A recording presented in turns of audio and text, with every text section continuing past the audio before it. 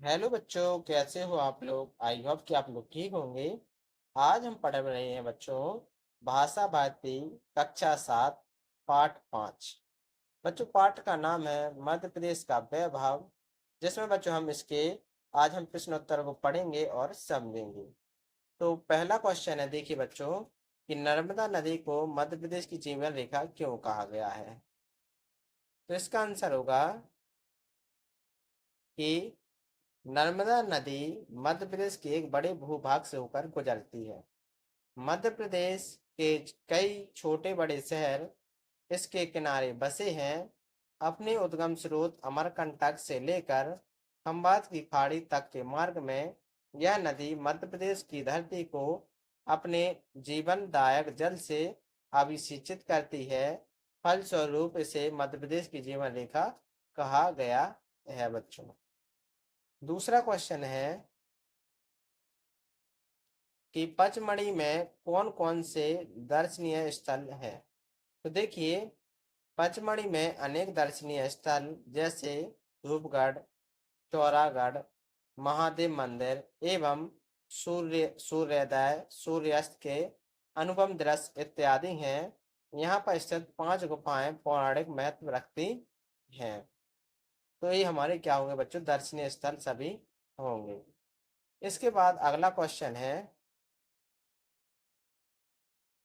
इसके बाद बच्चों अगला क्वेश्चन है गा वाला।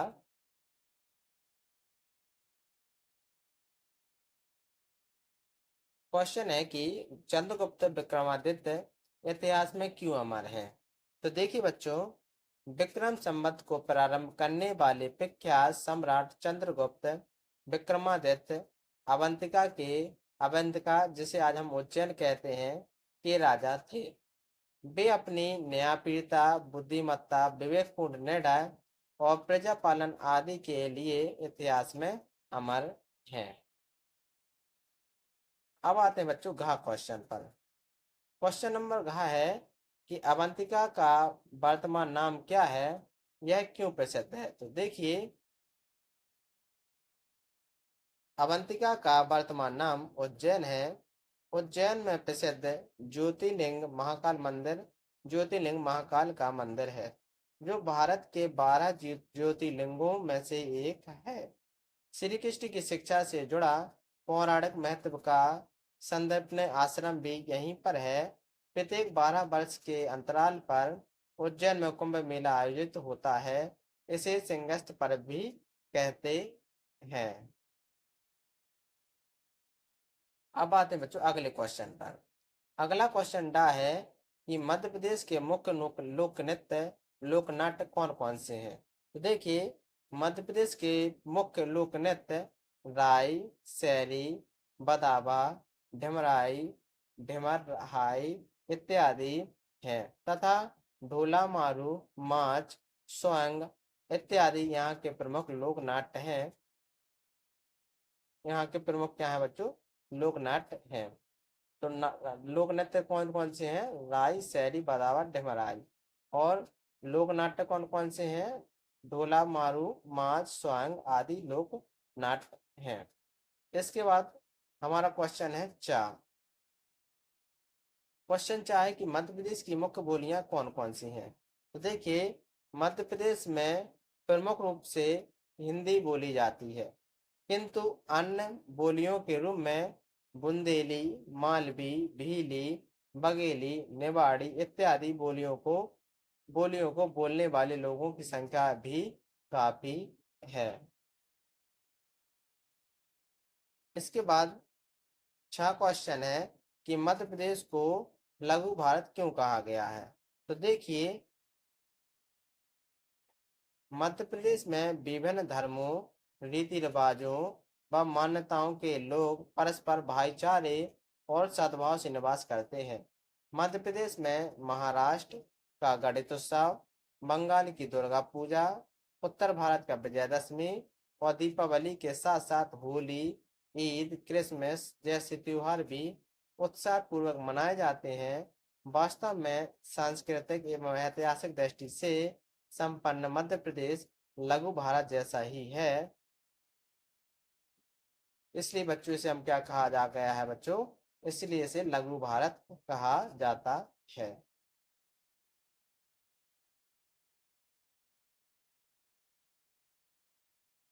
अब आते हैं बच्चों खालिस्तान पर।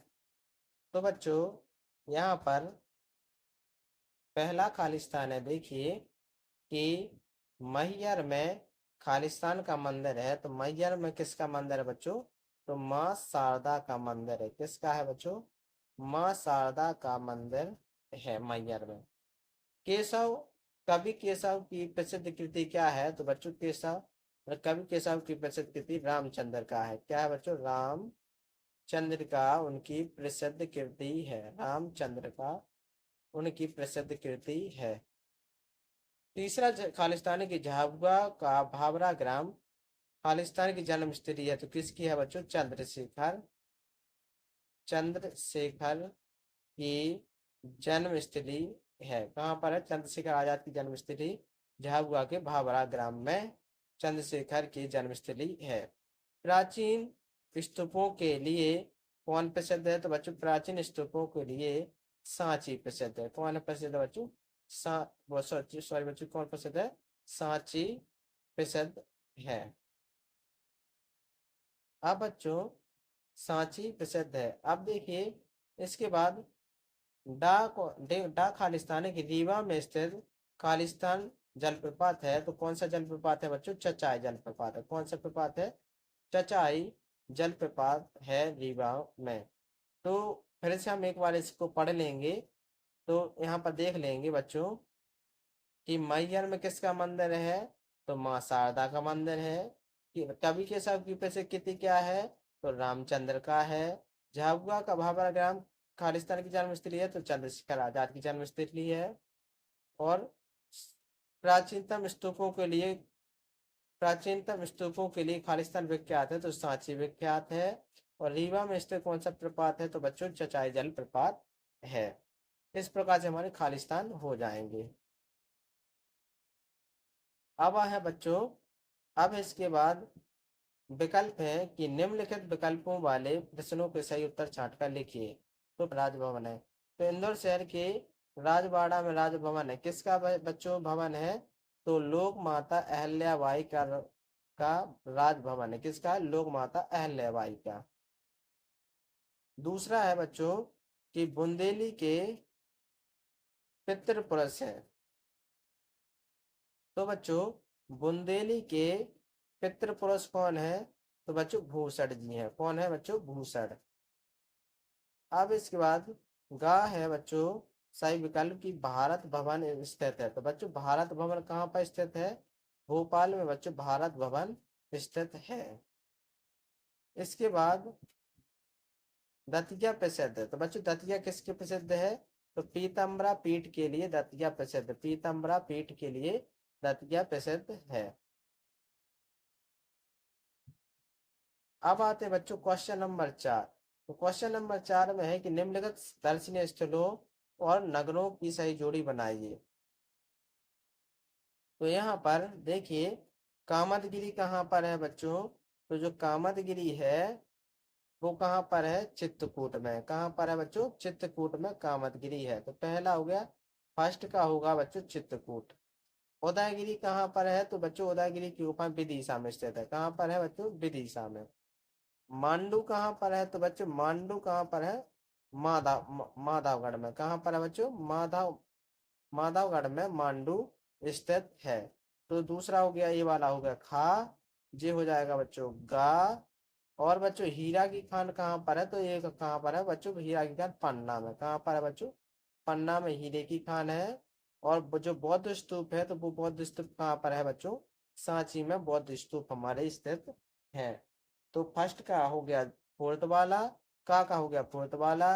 उदयगिरी का हो गया बच्चों, उदयगिरी विदिशा में है। मांडू मांधवगढ़, हीरे की खान पन्ना, और बौद्ध स्तूप सांची।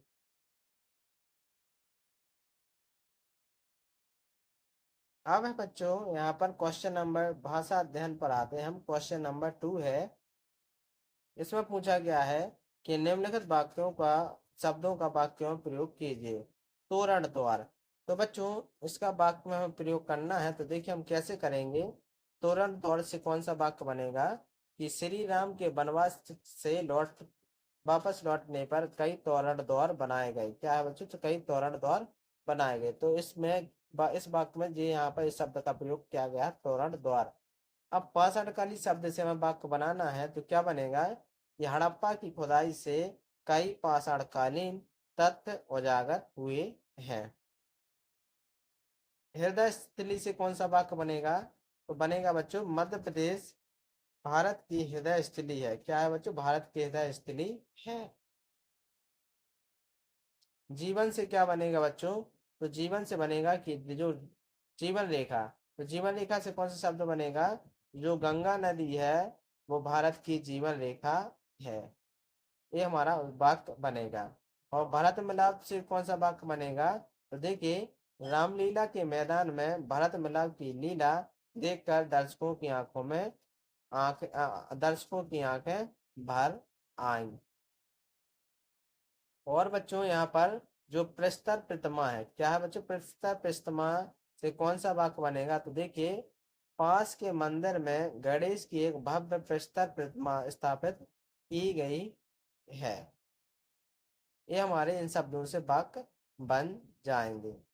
अब आते हैं इसके बाद हमें क्या करना है, सब सवाल है कि अंत में शब्दों के अंत में ता तम और कार प्रत्यार जोड़कर नए शब्द बनाइए। ता से क्या बनेगा बच्चों, तो देखिए यहाँ पर सम प्लस ता तो बन गया समता, नीच प्लस ता तो बन गया नीचता, हीन प्लस ता तो बन गया हीनता। अब तम प्रत्यय से कौन सा शब्द बनेगा, तो देखो सरल प्लस तम सरलतम, कठिन प्लस तम कठिनतम, विशाल प्लस तम विशालतम। अब आते हैं बच्चों कार।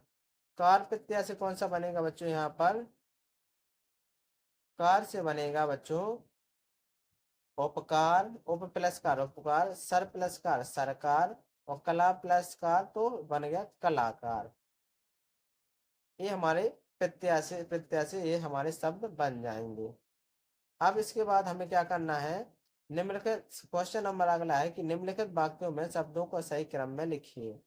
तो शान है अहल्याबाई मालवा की, तो इसका सही क्रम क्या बनेगा कि अहल्याबाई मालवा की शान है।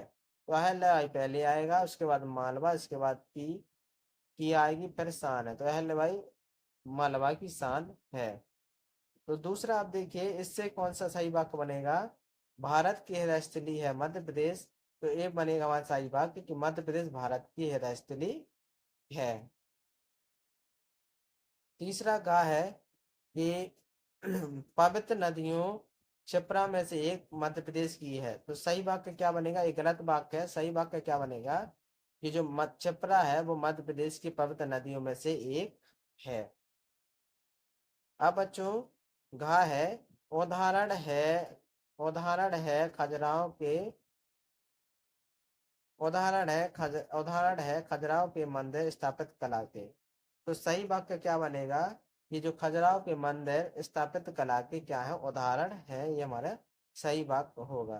तो आई होप बच्चों आपको ये वीडियो अच्छी लगी होगी, तो प्लीज लाइक एंड सब्सक्राइब करना ना भूलें। Thank you.